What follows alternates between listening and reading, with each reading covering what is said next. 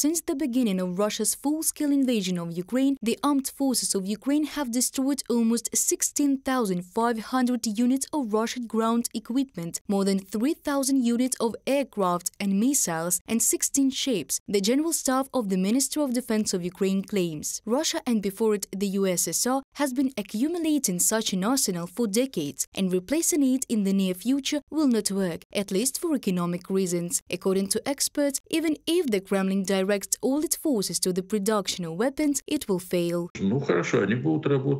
Okay, they will work not in 2 shifts, but in 3. But the number of people will remain the same. Then the question arises. The exploitation of one worker will increase 1.5 times. This will only make them work worse, because work in the military-industrial complex is directed to very precise and high-precision equipment. Western sanctions have a particularly strong influence on the military-industrial complex of Russia. The Federation's defense industry is largely dependent on foreign components. Restrictions on the import of dual-use goods, primarily processors and sophisticated electronics, have minimized Moscow's ability to produce missiles, drones and components for armored vehicles. That is why the Kremlin was forced to turn to Iran for the supply of such weapons.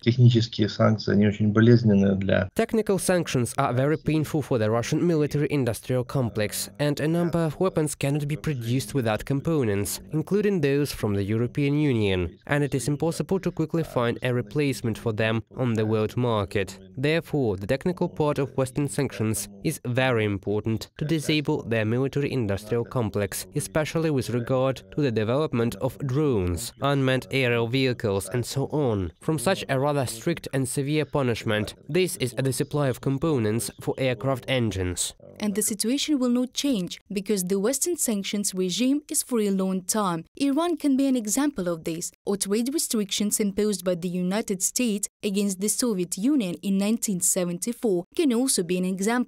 They were abolished privately for each former republic of the USSR after its collapse. In the meantime, the Ukrainian military-industrial complex will be building up capacity, even under Russian missile attacks. Back in December, Ukraine launched the production of 152 and 122 mm caliber shells on its territory. Alexei Danilov, Secretary of the National Security and Defense Council of Ukraine, says. President Zelensky has also noted the productivity of the Ukrainian defense industry. You can be sure that the time will come when the brands of Ukrainian weapons will also be of interest to the whole world. We are able to produce our own missiles, our own naval drones. We are already doing this. We can produce armored vehicles, aircraft, and other types of weapons. We are already doing it. We already use our weapons. These are our Stugna, Vilha, R-360 Neptune, Sea Drone and more. Let's thank our domestic production. Ukraine and the Ukrainian military-industrial complex has been and will be one of the most capacious in Europe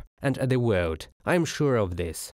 The United States imposed sanctions against 10 more enterprises of the Russian military-industrial complex in December. All of them were engaged in the development and production of electronics for military equipment. Reported by Dana Kolesnik, Danilo Kobza, UATV News.